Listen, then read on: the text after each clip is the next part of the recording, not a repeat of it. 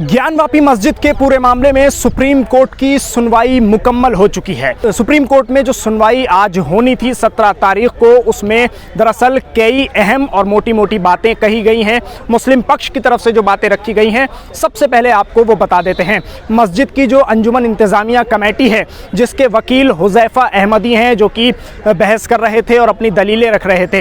हुज़ैफ़ा अहमदी की तरफ से कई अहम बातें कही गई हैं। सबसे पहले जब ये बात हुज़ैफ़ा अहमदी ने कोर्ट में पूरे मामले में रखी, तो उसके बाद सुप्रीम कोर्ट का कहना था कि मामला सिविल सूट्स का नहीं है, यानी मालिकाना हक़ का मामला नहीं है, ये पूजा की इजाज़त का मामला है, वर्शिप का मामला है। तो हुज़ैफ़ा अहमदी का कहना था कि अगर पूजा की इजाज़त दे दी जाती है तो फिर मस्जिद की हैसियत क्या बचेगी और मस्जिद का वक़ार क्या बचेगा। तो ऐसे में सुप्रीम कोर्ट में जो अहम बातें हैं वो लगातार रखी जा रही थी। और उसी बीच जब सुप्रीम कोर्ट में ये पूरी सुनवाई लगातार चल रही थी, 4 बजे के आसपास ये पूरी सुनवाई शुरू हुई है।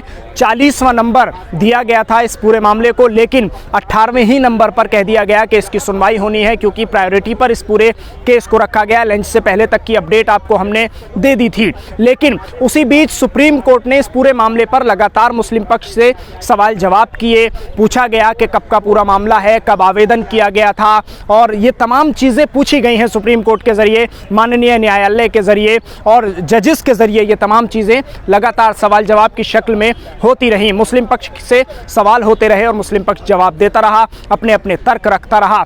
तो उसी बीच जस्टिस चंद्रचूड़ और जस्टिस नरसिम्हा ने इस पूरे मामले पर यह कहा है कि निचली अदालतें इस पूरे मामले का जल्द ही निपटारा करें। निचली अदालतों के खाने में अब गेंद डाल दी गई है। और आपको ये भी बता दूं कि आज ही अदालत का फैसला आना था, लेकिन अभी तक वहां से फैसला नहीं आ पाया है। तो ऐसे में देखना होगा कि अब ज्ञानवापी मस्जिद का ये पूरा मामला किस रुख जाता है, क्योंकि अगली सुनवाई की डेट दे दी गई है। 19 तारीख को, गुरुवार को, अगली सुनवाई की जो तारीख है उसको दे दिया गया है। लेकिन उसी बीच अगर बात कर ली जाए सुप्रीम कोर्ट परिसर की, सुप्रीम कोर्ट के जो बाहर का हिस्सा है उसकी, तो सुप्रीम कोर्ट के बाहर के हिस्से में इस वक्त आप लगातार जो हम विजुअल पर आपको दिखाएंगे अभी आपकी स्क्रीन पर, कि किस तरह के नारे लगाए जा रहे हैं, किस तरह से लोग यहाँ पर जो हिंदुवादी संगठन है वो सुप्रीम कोर्ट में पहुंचकर नारेबाजी कर रहे हैं। हालांकि कोई मुस्लिम पक्ष यहां नजर नहीं आ रहा है, मुस्लिम संगठन का कोई एक शख्स भी यहां नजर नहीं आ रहा है, लेकिन सुबह से ही हिंदुवादी संगठनों का हंगामा यहां पर लगातार जारी है, जिसको देखते हुए जो यहां की जो सिक्योरिटी फोर्सेज हैं उन्होंने दिल्ली पुलिस को भी यहां बुलाया है और किस तरह से यहां सिक्योरिटी भी लगा दी गई है। कानून की है कि उसका फिर सुप्रीम कोर्ट के हवाला।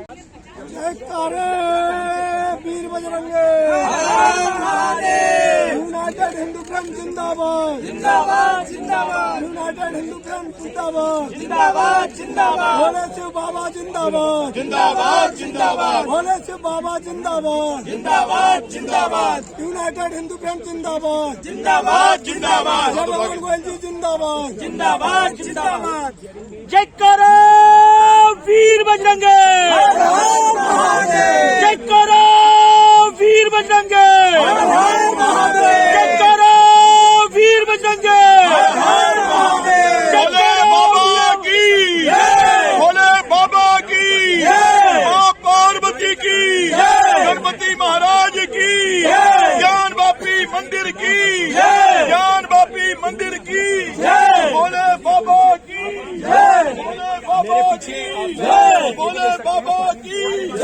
किस तरीके से यहाँ पर उस तरह ज्ञानवापी मंदिर की, मां पार्वती की, कहीं न कहीं जो कमिश्नर से इस पूरे मामले में आदेश दिया गया है, सर्वे कराया गया, जबकि पूरा मामला सुप्रीम कोर्ट में जल्दी में पूरे मामले में मोदी से कहा पाकिस्तान में नहीं खड़ा मैं,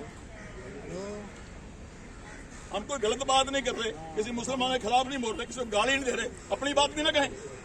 उसी बीच अगर बात कर ली जाए कि अदालत ने और क्या कुछ कहा है, सुप्रीम कोर्ट ने इस पूरे मामले पे क्या कुछ कहा है। अगर एक तरफ ये देखा जाए कि सुप्रीम कोर्ट ने ये पूरा मामला निचली अदालतों पर ही अभी छोड़ दिया है, क्योंकि कहा गया है कि निचली अदालतें इसमें क्या फैसला करती हैं वो देखा जाएगा और जल्द ही इस पूरे मामले का निपटारा करें।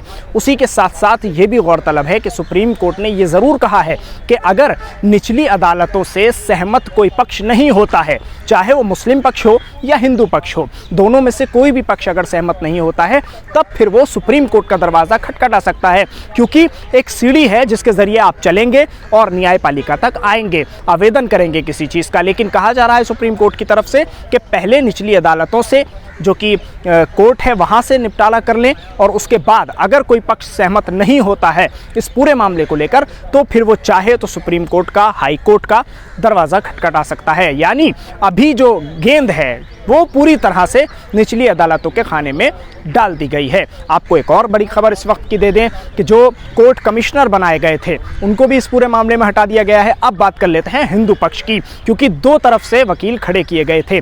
पहले योगी सरकार की तरफ से वकील खड़े किए गए थे और उसके अलावा दूसरे हिंदू पक्ष की तरफ से जो वकील खड़े किए गए थे।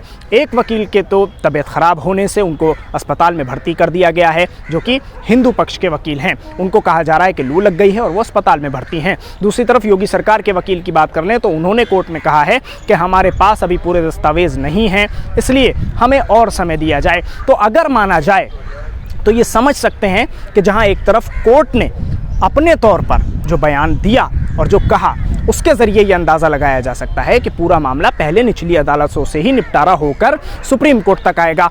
तो वहीं दूसरी तरफ अगर मुस्लिम पक्ष की बात कर लें तो मुस्लिम पक्ष ने अपने मजबूती से बयान रखे, अपनी दलीलें रखी। जो हुज़ैफ़ा अहमदी हैं जो कि अंजुमन इंतज़ामिया कमेटी ज्ञानवापी मस्जिद के वकील हैं, उन्होंने लगातार बहस की है, लगातार दलीलें रखी हैं। सवाल जवाब का सिलसिला जारी रहा है, काफ़ी देर ये सुनवाई चली है और उसके बाद 19 तारीख की डेट इस पूरे मामले में मिल गई है। आज के इस फैसले पर लगातार सबकी नज़र बनी हुई थी। उसी बीच एक बड़ी खबर यह भी आ रही है कि all India Muslim personal law board ने इसी बीच एक बड़ी बैठक बुला ली है। All India Muslim personal law board की ये बैठक बुलाई गई है, बड़ी बैठक है। All India Muslim personal law board के जो तमाम कारकुन हैं, मेंबरान हैं और all India Muslim personal law board के जो पदाधिकारी हैं वो सभी इस बैठक में शामिल रहेंगे। ज्ञानवापी मस्जिद के साथ साथ कई अहम मुद्दों पर इसमें बातचीत होनी है और लाए अमल तैयार होना है कि आगे के लिए किस तरह से रास्ता निकाला जाएगा, कैसे आगे बढ़ा जाएगा। तो इस वक्त की जो सुप्रीम कोर्ट से खबर है वो आपके लिए यही है कि सुप्रीम कोर्ट ने अगली तारीख दे दी है